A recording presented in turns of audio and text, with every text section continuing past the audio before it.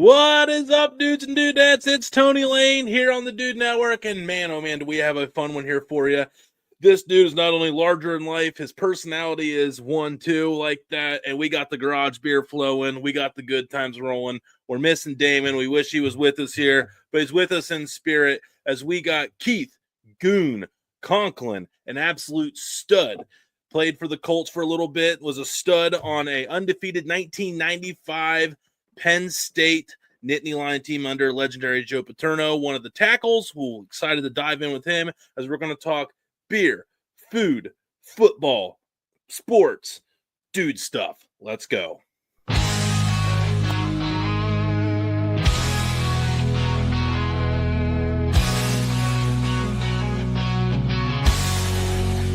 Welcome to the Dude Network, where we chill and unwind. Food, sports, entertainment, the best of its kind. Grab your buddies, have a seat, let's have a good time. 4 nights a week, we'll make sure you feel just fine. Join us as we dive into the coolest trends. Dude Network, where the fun never ends. Dude Network, where the fun never ends. Hanging out with the dudes and dudettes. Talking about the things we love, no regrets. Tune in, relax, and let the good vibes flow. The Dude Network, the place to go.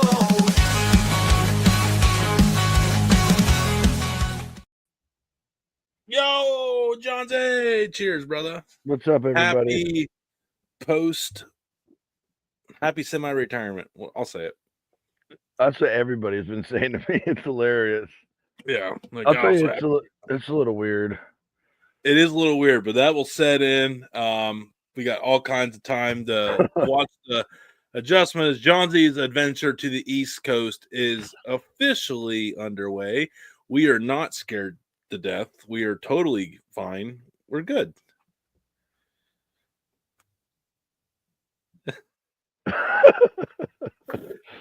All right. Well, let's get in here to it tonight, man. Met Goon through a good buddy of mine. We share a good friend. Shout out Joel if you're watching.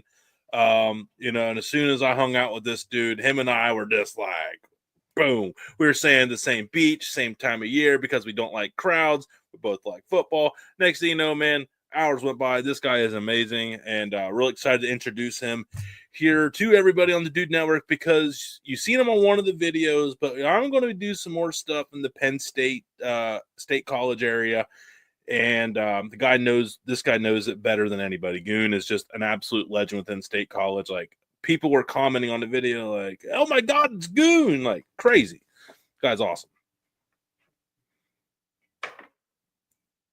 All right. Oh, I was getting feedback and we brought him in. Keith Goon Conlin.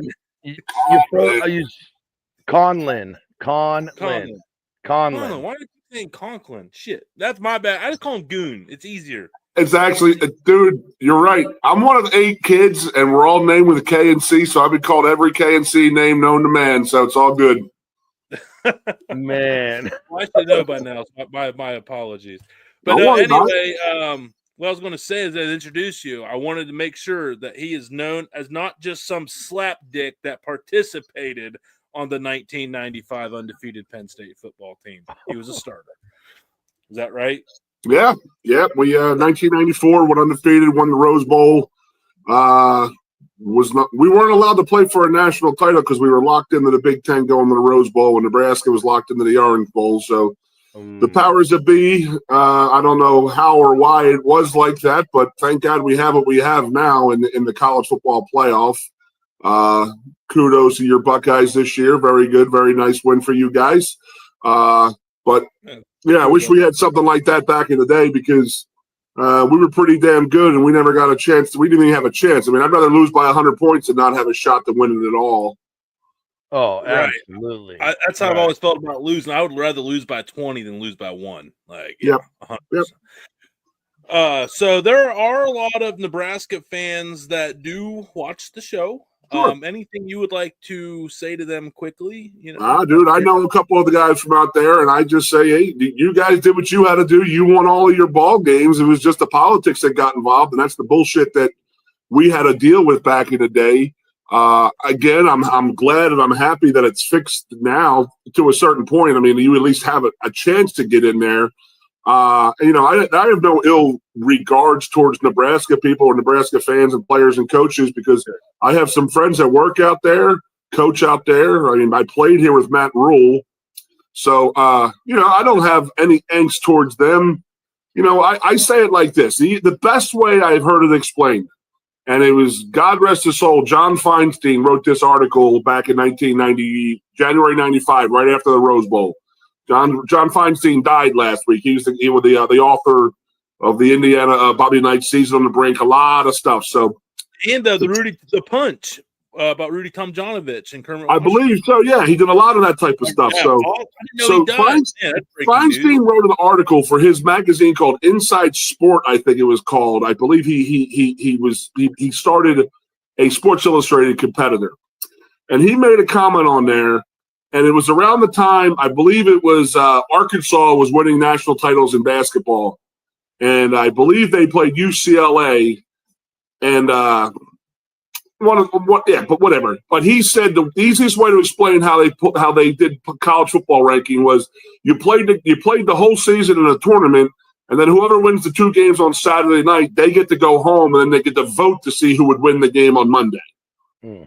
And I'm like, well, that pretty much freaking explains it because, I mean, you settle this shit on the field, I mean, here I am 30 years later, we're still talking about it. I mean, it's crazy to think about, but not, again, not having a shot at it. It is what it is, and learn to live and deal with it. And we always say we're probably the most well-remembered number 2 team in the history of sports, and especially college football. But not having an opportunity at the title, that hurt because we did everything we needed to do. We beat who we needed to do, beat them by a lot of points. And Nebraska did the same thing, but, the politics got involved, and you wanted to give Tom Osborne a national title, and that's fine. It would have been a hell of a damn game. I know that. Oh, that would have been a beast game. Yeah, it's just wild that's how they just it was just so. And everything was, and that was their worst case scenario, honestly. When that happened, they're probably like, well, shit. I know you guys are young bucks and all, but I got to say this, that the year before, in 1993, Notre Dame beat Florida State head-to-head in the middle of the season. Lou Holtz. The next week, Notre Dame lost to Boston College on a last-second field goal. So they played head-to-head. They both went all around and went undefeated the rest of the year. They won their bowl games.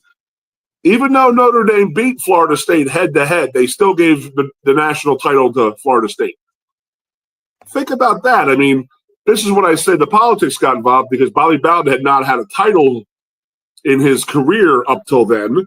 So they felt obligated a little bit to give it to Bobby Bowden. And then the next year, Tom Osborne had not won a national title in his career. So they felt obligated to give it to him. But again, they deserved it. They had just a good shot. We didn't play Nebraska. Well, Florida State lost to Notre Dame in a regular season game, and they still voted Florida State as the national title. It's just so stupid to think about. Yeah. Who wins? Yeah, exactly. That's the best way to put it. This is dumb.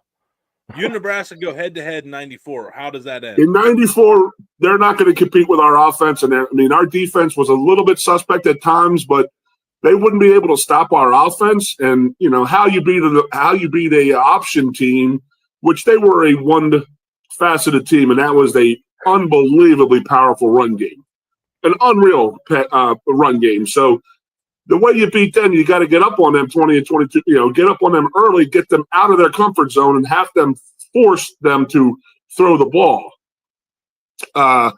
Now, I would say we would beat them in 94, but I would have to say, and this is not a lie, that 1995 Nebraska football team is up there in my eyes in the top 3 of the all-time greatest football teams I have ever seen in college. I will give them that. They had the Tommy Frazier thing, but I believe it was 94, the year that they beat Miami and Warren Sapp and Ray Lewis and in the Orange Bowl. We're at the Rose Bowl. We play the next day. They crowned them national champions on TV the night before. We're pissed off as hell. I don't blame Nebraska. They did what they had to do. we did what we had to do. And I mean, looking back on it, I saw something on the Big Ten Network, which was really weird to me because now that Nebraska is part of the Big Ten, they have the 1994 season in review on there, and I'm like, okay, I guess they're not going to mention us, even on the Big Ten Network. So, you remember the guy Brooks Behringer? Wasn't that a quarterback who got replaced? They replaced Tommy Frazier because he had the blood clots, and I believe that Brooks Behringer died in a plane crash a couple years later. Oh shit. I don't remember that. Yeah. So, I mean, again, there's no animosity towards Nebraska from my point of view. It's hard to have animosity when the dude gets killed in a plane crash a couple years later. That's kind of hard to hold a grudge after that. I mean, Nebraska in general, I mean, I have never been out there. Obviously, one of my childhood friends is the DC, and then Matt Rule was on the 94 team, and he's the head coach of Nebraska. So, no ill will at all towards the Cornhuskers. I've heard nothing but awesome stuff about going out there and playing games and watching games and stuff like that. It is what it is. It happens. Yeah. It sucks when managers get involved, man. When upper management gets involved, everything gets muddled up every time. I know we're going to go in on the Joe Paterno route here, but Joe Paterno had 7 undefeated teams that did not win national titles. What? Really? 7? Oh my gosh, that's ludicrous. So he won in 68 and 69. They were undefeated. 73, they were undefeated. They finished 5th in 1973. In 68, 69, Richard Nixon had given, I believe that they had already declared the national championship before the bowl games even happened. So let me think now. Now that I'm thinking about it, it wasn't 7. He's had 68, 69, 73. He had an undefeated team in 78, but he lost to Alabama on the goal line stand. 82, they won a national title, but they lost the game. 86 was undefeated, and 94 was undefeated. And they got one national title out of one of his undefeated seasons. The Schwab. I love the story that Joe Paterno, Joe was making he was the speaker at a graduation back in the day. And he actually made a comment that it was a miracle to him that Richard Nixon knew more about college football than he knew about the Watergate scandal.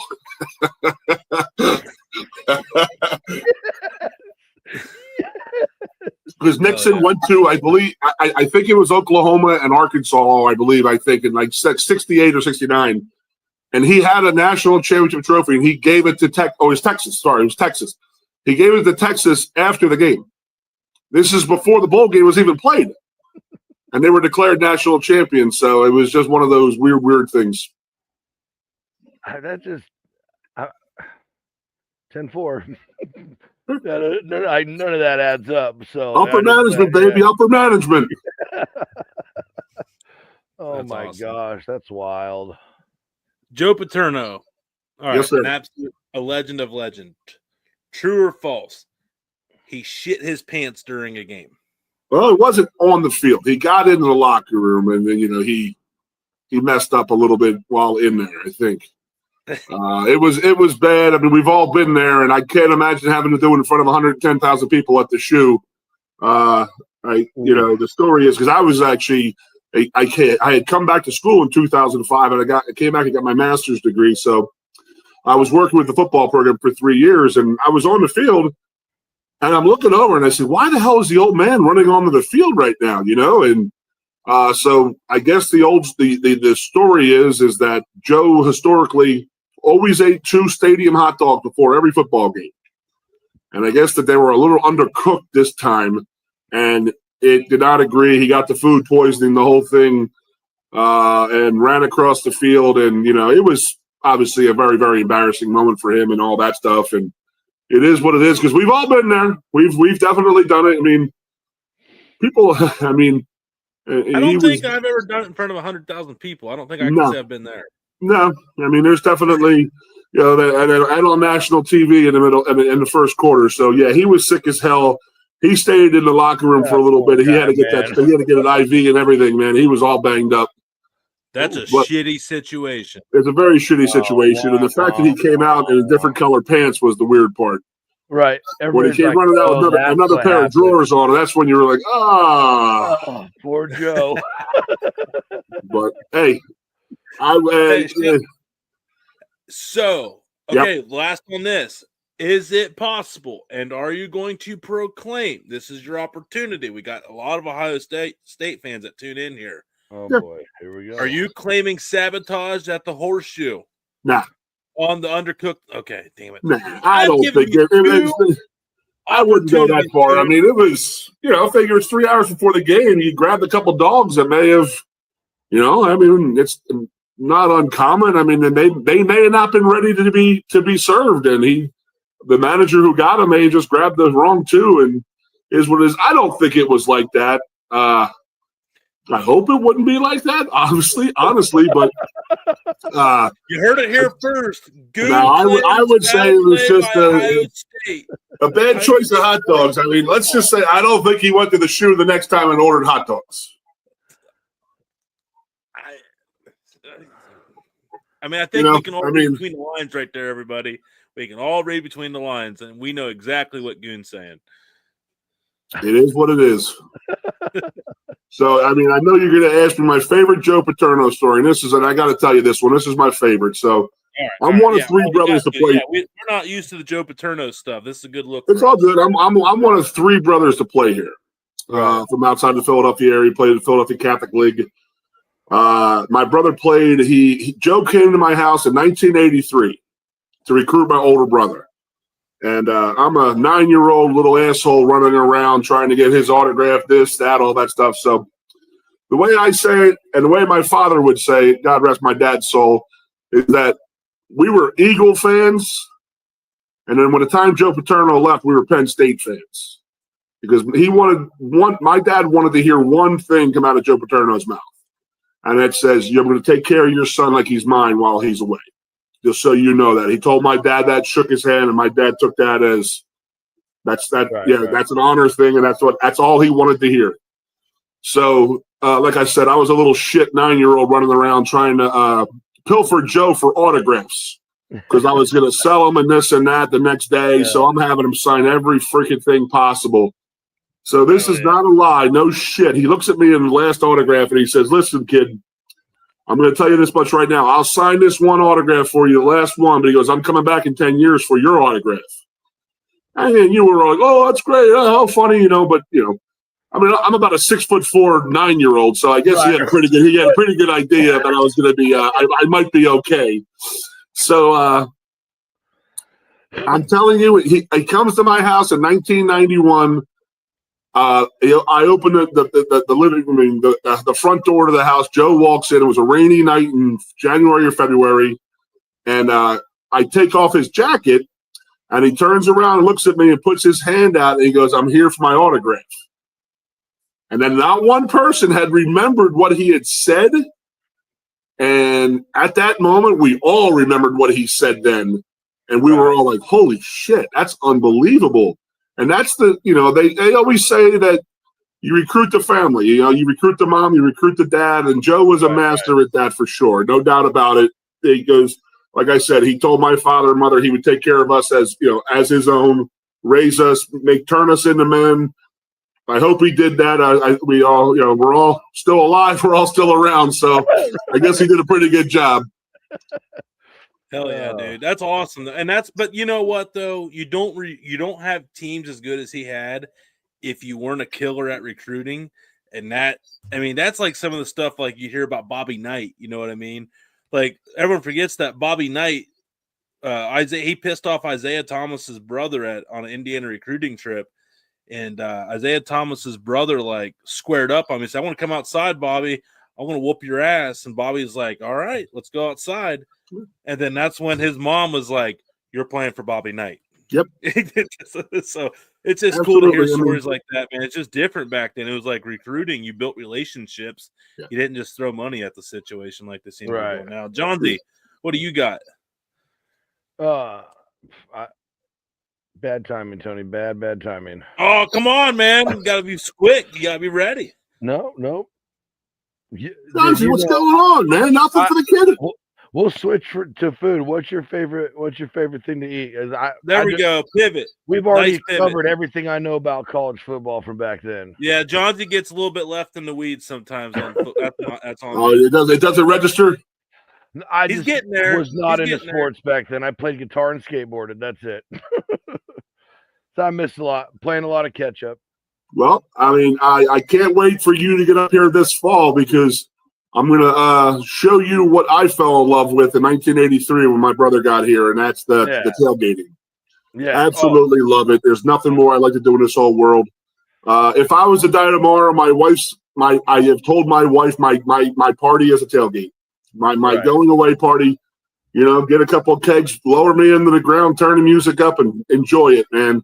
Because that's what I do love. And my mom and dad, God bless them, you know, big time Philadelphia people, you know, city kids growing up, hard squabble, grew up during the Depression, all that stuff. So worked their asses off, you know, did very well for themselves, thank God. Took care of us. I'm one of 8, like I said.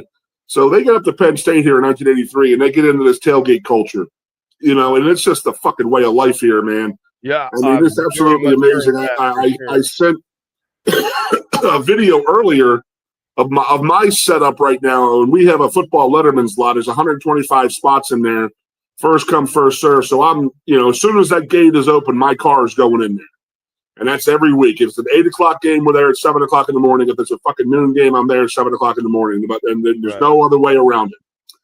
So don't know what game it was this year. I don't know. I'm going to say Ohio State. Maybe did they play here this year? Yes, they played here. So ESPN Game Day is next to my parking lot, and on the other side of my parking lot is Fox Game Day. Fox is big noon kickoff show. Oh yeah. So I have this party over here, this party over here, and we're right in the middle of the 125 spots. 6 o'clock in the morning. It's loud as shit over there. We're rocking and rolling. It was like, you know, 75 people there at 6 o'clock in the morning. And that's just like I said to my dad, I said, it's my way of life right here. So go back to my parents getting there in 1983. They started going up Saturday morning at the first couple of games. And they were like, hey, you know what? This is pretty damn fun. And we don't like driving 3.5, 4 hours, you know, drinking during the day, watching the football game, and then, you know, leaving early the next morning. So that was 1983. As the time wore on to when my youngest brother got through Penn State, was 1997. My parents had bought a camper up here. They would come up here for football games for my brother's senior year. They would come up on Wednesday and come back on Monday. I'm like, why the hell are you even coming home?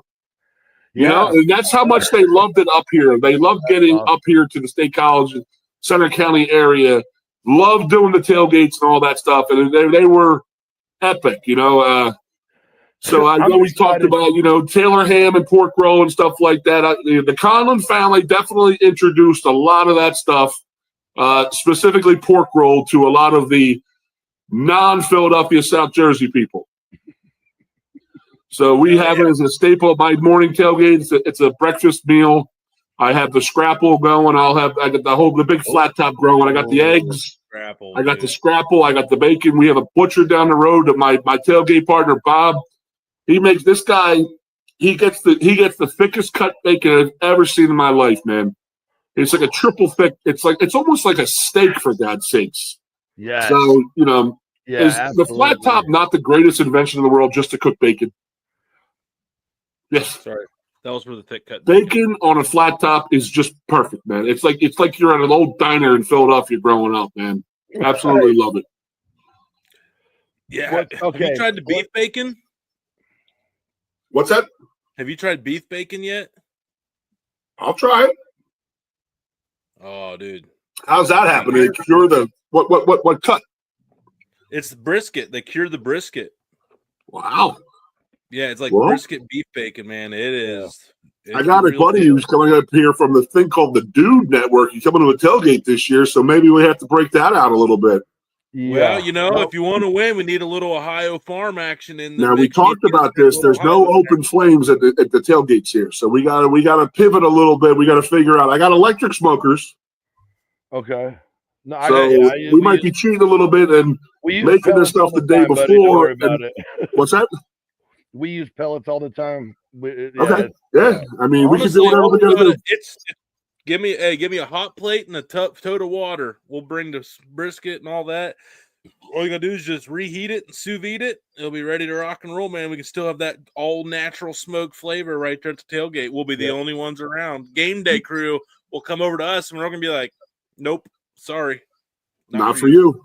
This so we'll get pigs on the grill. We got bacon on the grill. We got some cows, beef, all that stuff, man. It's great. And if you need more beef, you literally just go over the hill where there's a pasture field. You harvest the Holstein, and then you gut it up. You bring Johnson's cross, and we stake it out. We have ourselves a good one. Wait till you when you get up here next time. I'll bring you to the right next to the stadium is the Ag Building. Oh, and there's a meat lab right in there. They have sales every Friday where they're teaching raising of the animals, but slaughtering of the animals, cutting of the animals, and it's a little bit pricey, but you're getting fresh as hell stuff because it's coming off the plains right behind you right there. So they do a lot of specialty stuff. It's amazing. You should see the fucking lines at this place every Friday morning. I believe it goes around the fucking corner, man. And then, I believe it because I know that the farm that we work with here in Ohio, they're only open like 2 days a week, and you go there on Saturday, dude. It's like 50 people waiting to pick up their order. Like the shit's already ordered. Like, so I know the Penn State Creamery gets a lot of love with their ice cream and stuff like that, which is obviously amazing. But the meat lab up here, that produces a lot of stuff, man. So that's awesome. You go in there and you got college kids who are ag majors and they're learning. I mean, they have to learn. I mean, it's mom and dad teach you, but you want to get to that next level. Oh, absolutely. There's a lot of that stuff, man. Yep. I'm actually a little pissed off right now because I've been going to state college now for 4 years, and I am today years old to find out about this. So thanks, everybody. Got to be a Friday, though. Yeah, that's going to be Fridays is a tough. Hey, it just took that long to check you out, verify you get to get that information. There's so many places. There's so many things to do in state college, though, Goon. There's there's so many eateries, and not only in state college, but the surrounding area. Yep. I mean, Italian, Polish. Yep. I cannot wait to come eat Italian food out there. Oh my gosh. Oh, dude. I was looking to see if there was a Guardians game in Philly. I'd rather take you down to the Philly Italian stop, but I have a place in Altoona. I'm going to tell you right now, it's about a 2.5 pound meatball that they serve. And it's a good buddy of mine. Trust me. I've talked to him, and it's all set up. So when you guys come into town, it's in Altoona, which is about 40 minutes down the road. It's worth the trip. Yeah, I drive right through on the way home, man. Every time I leave you, I drive right by Altoona Curve Stadium. I will pass along the information. You can get a little pregame test for me if you want. If you want to test it out before we go, it's a fantastic restaurant, man. I am. Yeah. So we went to the old New York down the road from my house. It's more of a German with the schnitzels and they got the Polish pierogies in there and all that. And it's just a very good restaurant. It's got a lot of everything. Tony, you've been up here to Champs and all that with the ravioli and the wings and stuff. So ravioli every day, Jonesy. I'm a lube guy because my radio shows at the lube and all that. I took Tone there for the all-you-can-eat buffet. And I'll say this about Quicker Stick of Lube is, the buffet, you get the same wings that they get during the week. Some buffets, they throw the shit wings in there and all that. They try to get rid of them. Yeah. Not the lube. It's the same damn thing. But I will say, if we do go to Champs up here, and you've been there, Tom, with the ravioli, their wings, there's only a couple things. There's the biggest thing I look for in a restaurant is, is it the same thing? Every time I go there, is it going to be the same taste? You know what I mean? Right. So I've been going to Champs since in 1993 when I turned 21 years old, and the 3 flavors of wings they have there are still the exact same as the first one I had in 1993. And that's all you ask for, man. Yeah, absolutely. Isn't the old man that's the one that still makes the raviolis every day? I believe it's his recipe. Now I think that they're Lou's raviolis. I believe Lou has passed, but he did pass down the recipe, so they are legit. You said it. That's your favorite thing up here is Lou's ravioli. Dude, I've been there twice, and I didn't get it the first time because I didn't know. The second time I got it, I was so mad I didn't get it the first time, and I haven't been the third time. So I think next time we're on the champs. If we Old New York, we got to do Old New York. Fucking love raviolis. Well, we're gonna save chance for Johnsy. We're saving chance for Johnsy then. I mean, you can go again. We'll go. I'll go anyway. Yeah. Dude, too many options though. We got to do Old New York and get the schnitzels too. I mean, we got. Oh no! I did promise you a nice schnitzel. I know that. Please, the Hunter schnitzel, the Jaeger schnitzel, all that stuff, baby. Yeah. So, Johnsy, with you coming out here to the east, because out there, like his taco game. Apparently, we can't touch the tacos out there. So, like out here. Oh, I didn't say mine. I'm just saying. No, not yours. Yeah, I'm saying like out here? The southern Cali part. There's no way. Yeah. There's no way. But anyway, like, so you're coming out here for like Italian food. Is there anything else that you are personally excited to dive into out here? Or, I mean, have you guys been exposed to a lot of Polish food out there in Cali? Oh, no, I was just saying like okay. Just food. I was talking about the culture that this guy's talking about. I don't have that out here. Like there's like Stanford's like 2 hours away. Cal Berkeley's the same, but there's not like that I know of. There ain't that kind of tailgating going on. And I mean at the 49er games, yeah, well, there used to be the Raiders, they moved, but other than that, it's like I'm excited for that kind of culture. And I'm definitely what I'm excited for about food though is not like we have a really good Italian restaurant that was run by Sicilians that they just moved back to Italy or Sicily like 8 years ago, and they sold it to a guy who's worked for them for like 15 years. So it's all basically the same. But it just seems like the farther, the closer you can get back east is like the way more genuine, the way more home style, the way more authentic, no matter what, German, Polish, what were we just talking about? Italian, whatever. So that I'm super excited for that. Yeah. I mean, I got places up here, and then, like I said, I got here in 1991, and I grew up on cheesesteaks and hoagies. That's my thing. You go to any corner store in Philadelphia area, you're going to get a good piece of pizza, a good hoagie, and a good cheesesteak. And if you don't, you're not in business that fucking long. Yeah. And the other thing that Philadelphia and Jersey and the East Coast is known for is old school diners, like the old silver, like you see in Goodfellas, that type of shit. There's a lot of those in the East Coast. A lot of ethnic food in there. A lot of Greek. I don't know why, but the Greeks always seemed to used to run the local diners. It was unbelievable. But they'd be open 24/7. So you catch a load one night, you're sitting there eating pancakes and sausage and halushki and everything in the middle of the friggin' night, all hammed up. So. But I got here in 91, and there was some places had cheesesteaks, but they just weren't the same. And it was like one of those things. I would go home, and my mom and dad would be like, "What do you want to? You want to go out for a steak? You want no? I want a hoagie or I want a cheesesteak. That's all I want. I don't. Right. We just don't have them."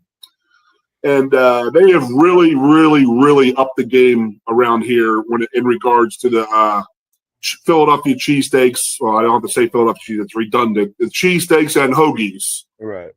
So I got. Yeah, we're set up the next time we come down here. My buddy Troy down the road here, he does the best hoagie up here. And then I got my guy at Campus Steaks downtown. He does a hell of a good cheesesteak, cheese fries. He puts 2 different cheeses on it. He'll throw a Cooper Sharp on there with a cheese whiz on top of the beef and stuff like that. And Wit whiz, baby, wit whiz. Yeah, wit whiz, baby. That's it. I'm in. And then, I know a little bit. A little bit. You got the Cooper Sharp as the new player in town, man. Everybody's swearing by the Cooper Sharp big time. Yeah, Cooper. Yeah, that's been a big one. I haven't dabbled into it yet because where I live, like we're in cheese heaven, so we have a lot of good cheeses around here too. Sure. Another thing they're known for out there, Johnsy, are like they're called submarine sandwiches. Like they call them like full submarines, and that's like your loaded cold cuts. Like they're known for like subs out here, dude. Well, if Philadelphia, they're called hoagies. New York, they're called heroes, and everywhere else they're called subs. They're called subs. Yep. Yeah, it's like a culture thing. You kind of know where you're from depending on how you call the sandwich. If you call it a sub, you're from Central PA. Like you said, hoagie down there. Like it's where sort I'm of at, it's sort of like how Pittsburgh and Philadelphia talk. You got the Yinzers who talk in Pittsburgh. They say, "What are Yins up to?" You go into Philadelphia's way. What are yous up to? Yeah, and you get the Lancaster and that Harrisburg area. You have a Yuns in there too. So it's like, holy shit. A lot of different, and it all goes back to Yuns is Pennsylvania Dutchess. Absolutely. What are Yuns doing? Dude, when I first started hearing the Yins and the Yuns, I was thrown aback. Bro, I grew up around Amish, and they said Yunts. Y-U-N-T-Z. What are Yunts doing? What are Yuns doing? Yeah. That's in the Lancaster area up here in Pennsylvania. So you get a little idea of the different accents and stuff like that, because this is like we're like this little melting pot. So give you a little Joe Paterno story here, but just in regard to the school. So if you take a 5-hour window around State College, Pennsylvania, that puts you almost into Boston, down into Virginia Beach, all the way out through Ohio and stuff like that. And Joe's thing was, if you can control those 5 hours, take care of like those 5 hours and then pick and choose your other athletes, it's pretty damn good. So, I played with a ton of guys from Ohio and stuff like that. Absolutely toughest guys, Pittsburgh guys, tough as shit, Philly, South Jersey, all this stuff, New York, Virginia, all that stuff. But it was always funny because it was a little melting pot, Yeah. I said I'm not to jump off a subject here, but there's two places in the world where politics don't matter. That's a football locker room and in the military. Doesn't matter what fucking color you are, what size you are, this or that, everybody gets their balls busted. So we always kid around, the Philadelphia guys and the Jersey guys and the New Yorkers and the Boston people, everybody has different accents, and you can always tell where guys were from by their accents and stuff like that. So just a little history of the Penn State shit. So. Well, I always like different accents then when you're in that area, because that means new food. Absolutely, brother. Oh, I'm all about it. That's the best thing about my job. I get to travel over, So I get I get a full cal a year. So I got a half coming in May, and then usually another one in probably in the fall. We'll say so. And I get a pig also, and that's mostly for just tailgate foods. Right on. So that goes in to tell you how much we do on our tailgate stuff. So yeah, that's awesome. The specialty sausages are absolutely fantastic. I got a place up there. That is another thing I can't wait for. That whole region of the country is the sausages. Yes, it's amazing. My wife is from Northwest Pennsylvania. There's a place up there that I get this. They make a Greek sausage. Okay. It has the feta, it has the spinach, had all of this stuff in it, and it is the best sausage. It's an absolute game changer on the tailgater at tailgates, because you just cut it in little chunks and just walk around, and people just pick it up with their hand or a toothpick. I just can't figure out what to serve it with. I was going to serve it at home. Maybe we can figure that out, boys. Oh, we can. I already know what I'd put on it. In a heartbeat, I already know what I'd put on it. No, there's nothing needed on top of it. I'm just saying, what do you serve on the side though? Like probably a caprese salad. A what? Capri salad. Capri salad, with the mozzarella, the basil, the fresh spinach, the aioli, the balsamic, very bread, Mediterranean the half-cherry feel. potatoes. Hell yeah! All right, I'm in. Sign me up, brother. Sign me up. So, like I said, I want you guys coming up for a tailgate game, but I do. I mean, me and we were talking about having an away game grilling party where we could actually have the real smokers going in the parking lot somewhere and watch an away game that way. Yeah, I was also thinking of what that does is it makes it to where as long we can pick out the best Saturday that works for us, and we can go about it each way. And if we can do 2, we will. Yep. But yeah, I know there's also a field trip to go out to Kinnick Stadium, and who knows, we might try to team up with you to go out with you in Penn State, because they said we're working with a couple of the players out there, and they said that's one of the two. Them and Oregon, Penn State and Oregon are the 2 big home games at Kinnick. Yeah. So. Now, you want to hear a great Kinnick story stadium? I may have told you. What, in the pink lock?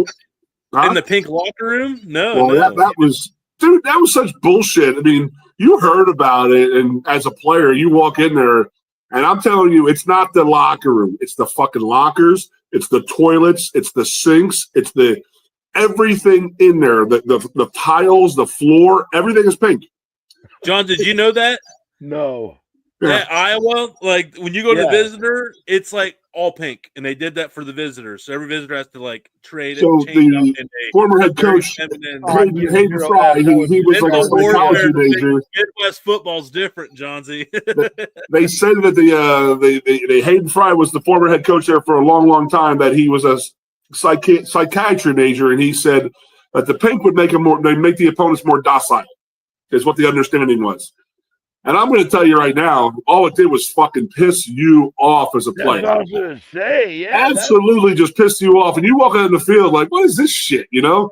Just go out there. So my Kinnick Stadium story is I snapped for field goals, so I had to go out the kickers and punters earlier in the game. So for the prima donnas, the kickers and punters got to go out and stretch a whole bunch before the game. So we'll, all the snappers and the offensive linemen would just be standing around there. So we hear this like fucking tornado coming at us, and we're in the middle of Iowa, so I was shitting my pants thinking it was a tornado. Right. But they just opened the doors for the students to come in, and they're running down the bleachers.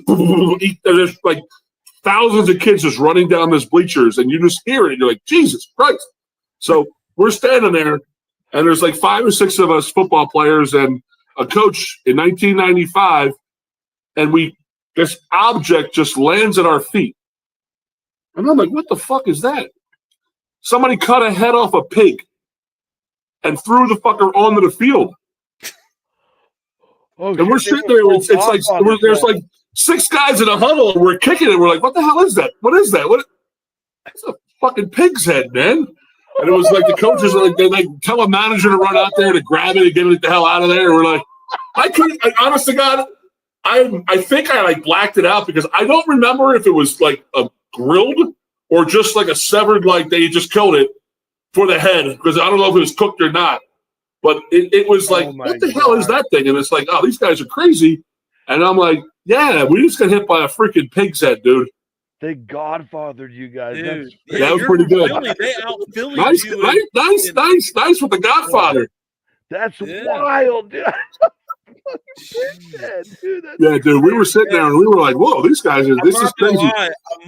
I got a little more excited to have some dude leads on Iowa football after that story. And you know what? We were, again, you guys are young, so like I wasn't in the Big Ten until my 3rd year.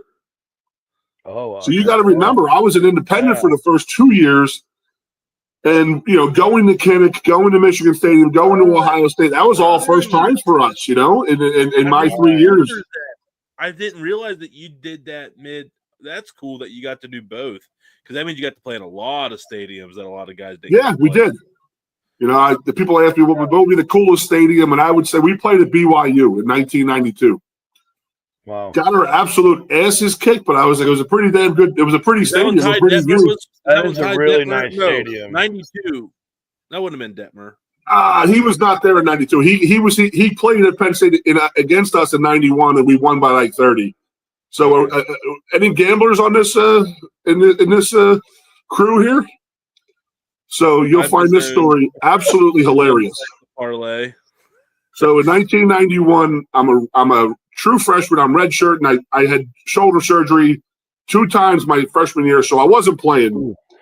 And I had some older friends come up to the game in 1991. Again, we're playing Ty Detmer, who was the returning Heisman Trophy winner, I believe. I think he won as a junior. So Thursday practice, our middle linebacker blows his shoulder out. Everybody's worried about him, this and that. And then our quarterback takes a snap on his ring finger on his throwing hand and busts the knuckle. Or jams his head real bad, throwing hand, Tony Sacca. So, again, I'm not playing. So, like the team used to leave the night before the game, even for a home game. They would leave for a home game and just go to a hotel just to get away from everybody. And then they would bust them into the locker room and then go to the game from there, So I'm not dressing. Me and my roommate, are in the locker room. You know, we're getting our jerseys because you got to have a jersey on to stand on the sideline. So again, we're not dressed; we have a jersey on to get on the sideline. And the team comes back, and the quarterback's got a cast on his hand, and our linebacker's in a sling. So I go out to the parking lot, and some of my dad's friends and my older brother's friends are there, and they're big time gamblers. And at that point, I'm 18, 19. I didn't understand it at all. And they're like, "Hey, anybody get hurt this week? Hear anything?" You know, they're just looking for an inside tip, right? And I'm like, "Well, our quarterback's in a cast this morning, and our star linebacker's in a sling." And they're like, "What? Really?" And this is well before cell phones, and then we're in the middle. I mean, where we tailgate, we're in the middle of nowhere. So these cats are running about a mile and a half to get down to the town to get on a phone to call every bookie that they know in the Philadelphia area. Absolutely put everything they had on BYU. After the game, I'm like looking at my buddy. I'm like, "Dude, are you okay?" And he's like, "You told me those guys were hurt." I said, "Well, yeah, they had a sling on, and the other guy was in a cast." The quarterback threw for like 200 yards and 3 touchdowns, and the middle linebacker had like 20 tackles and 2 sacks. They both played. Oh. And I'm like, at the point, again, I was too young to even understand what they had done. Right. And then, you know, when I got done playing a couple of years later, I was out, and then, you know, some of them were very good friends of mine at that time.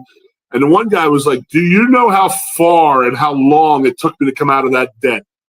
He goes, "I was paying bookies off for 3 years trying to get out of that debt because I had loaded up so much money on that game." Oh, my God. And I was like, "Hey, man." And he goes, "I don't blame you." He goes, they were in a cast and in a sling. And I was like, "Yeah." I mean, I felt bad at the time and still do to this day. But, yeah, that was – yeah. I didn't know if they were playing or not, but I know that, hey, he hurt his thumb. He's in a cast, or his ring finger. He's in a cast. And the linebacker's in a sling, so I don't think they're going to play. Wow, and they couldn't leave fast enough, man. Sorry, guys. Well, my bad. Yep. We're gonna wrap it up, but we're gonna point out we took 2 things away from this. 1, Ohio State gave Joe Pa food poisoning on purpose. No. And 2, Goon hates all his friends and gives them bad bet gambling advice and cost them 3 months. I was young. I needed the money. Come on now, my friend. I needed the money. That's awesome. Well, Goon, real quick here before we sign off, tell everybody where they can find you at here. I know you're involved on radio, podcast, events, everything. Here's your red carpet, man. Yeah, buddy. I do the Goon and Ironhead show. You can follow us on Facebook and Twitter.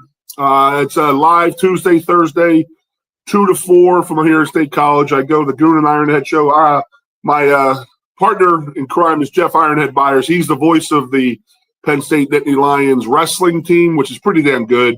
I don't know. They won another national title last week. And they set another record last week with most points scored and stuff like that. So anybody who knows wrestling, they know that Jeff Byers is my partner on the Goon and Ironhead show. And then during the football season, I have a show. It's called the Old School, New School Football Penn State Blue White Players Show. So I have a couple guys who host with me. Neas Hawkins, who I believe is retired now. He just got done playing 3 years. So, and then I have a guy named Landon Tangwell who just got done. He graduated in December. So he's as new school as they come. And it's just a really good show because when me and Landon start talking, he doesn't understand how bad it really was to be a college football player in the 80s until the last 5 years with the NIL. Like his mind is blown that we were not allowed to work. We weren't allowed to, make any kind of money. We couldn't do this, couldn't do that, and he was just like, dude, you guys literally were like, paid. They gave you your education and they made you feel like that's what you deserve it. And, that's the way it was. So we were all cool with it. But you guys now make it. I come into class with my team was Kerry Collins, Kyle Brady, Kijana Carter. They're the top 6 draft picks of the 1994 draft.